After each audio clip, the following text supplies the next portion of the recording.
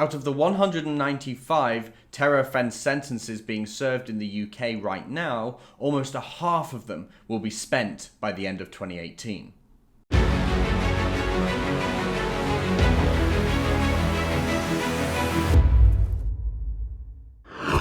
The Guardian has released an analysis of the court proceedings database from the Ministry of Justice, which shows that almost half of all sentences being served in the UK for terror offences, almost half of them will have been spent by the end of 2018. That means there's potentially, there are over 80 people who are convicted for terror offences being released this year.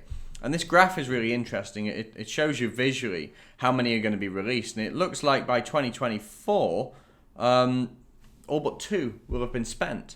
2024, the 2 that wouldn't have been spent are where the 2 cases where the length of sentence was not disclosed. Terror offences are not an easy thing to come by, and I might add that this doesn't necessarily mean that all 80 of these are Islamic terrorists. There are people in prison who've been sentenced and convicted under the terrorism offences for non-religious causes. But let's also be honest and say that we know most people convicted for terrorism tend to be from a certain religion or ideology.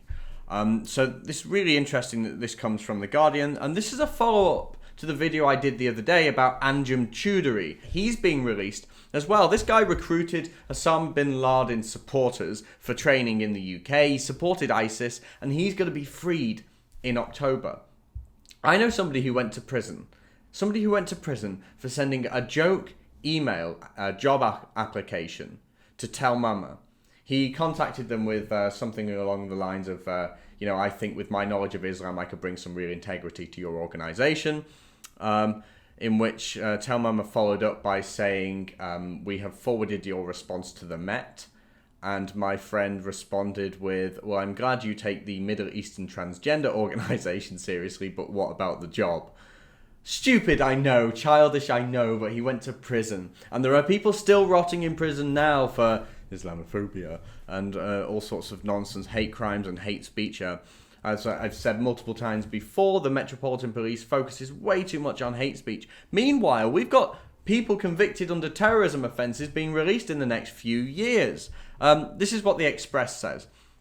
Fears over 80 fanatics set to walk free from prison.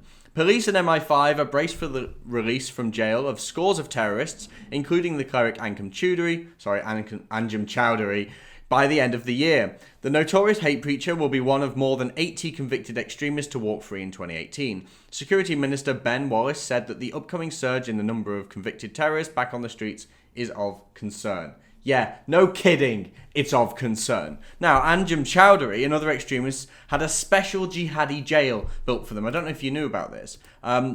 Amazing. So, in the Daily Mail it reports here, ISIS supporting hate preacher Anjem Choudary becomes first extremist moved into new jail within a jail anti-jihadi unit. So Anjem Choudary and all his mates, all these other radicals and extremists are so dangerous that they can't even be put in a normal prison. And yet they think that it's suitable that these people come out and live in polite society. Where's the common sense in prosecutions? Where's the common sense in our legal system?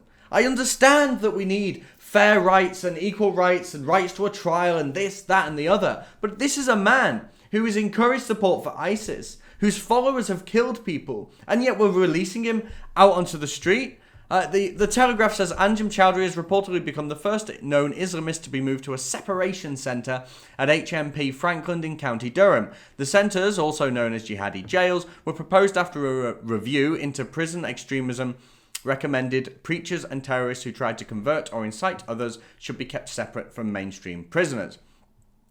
How is it that he's safe enough to go out back into normal, polite, decent society, but he's not safe enough to be in a regular prison with other people who have committed crimes? These guys are going to be plotting what to do next. These guys are not going to go home after a regular working week, do the shopping in Tesco and occasionally go and see a film at the cinema.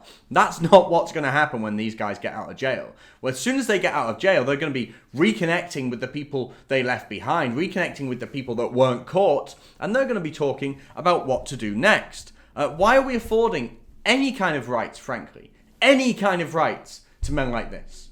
Men who want to kill us. Men who want to subvert democracy and subvert Western society and transform everything we know, destroy everything we know, and kill people we love. Why are we affording any kinds of rights to these people?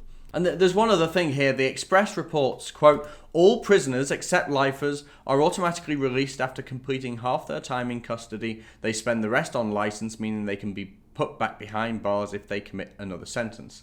So I guess really what they're saying is we've just got to wait until Anjem Choudary and his mates commit another crime. We've just got to wait until, I don't know, they inspire somebody else to go out and kill people. We're just going to go and wait and see what happens when the extremists get back out on the streets and hope that if they commit another crime, then they'll go back to prison. It took years for Anjem Choudary to be arrested. What makes us think that it's going to happen again anytime soon? When we face the prospect of over 80 people leaving prison after being convicted of terrorism offences, when we face the prospect of people like Anjem Choudary and his followers leaving prison by the end of the year, we need to really think about what is fair. Yes, I know fair trials are important. People deserve a second chance after they leave prison and they've served their time. But why are we giving second chances to extremist Islamic hate preachers who don't just go out and spew hate, who aren't just going out into the street and saying mean things? No, what they're actually doing is inspiring their own people to go out and commit terror. And this is verifiably true. It's not like the claims by the left where they say, oh, the right are encouraging people to go out and attack people. That is verifiably untrue. There's no evidence of this. But when there is terror attack after terror attack after terror attack, and they all seem to be connected to the same people who are behind bars, a la Anjem Choudary and his mates, and all the others who are coming out, all the more than 80 who are also coming out from various different backgrounds, when we know that they're connected to these people who are out committing terror, we know there is a link, we know that these people are inspiring people to kill us, and when they want to do that to good, decent, innocent people living in a Western democracy, living in a liberal, free society, if these people want to go out and inspire people, then they should be locked up and left in prison for the rest of their lives. They should be made an example of. Anjem Choudary, for instance, is said to have influenced Karan Butt, the leader of the gang who plotted the London Bridge terror attack.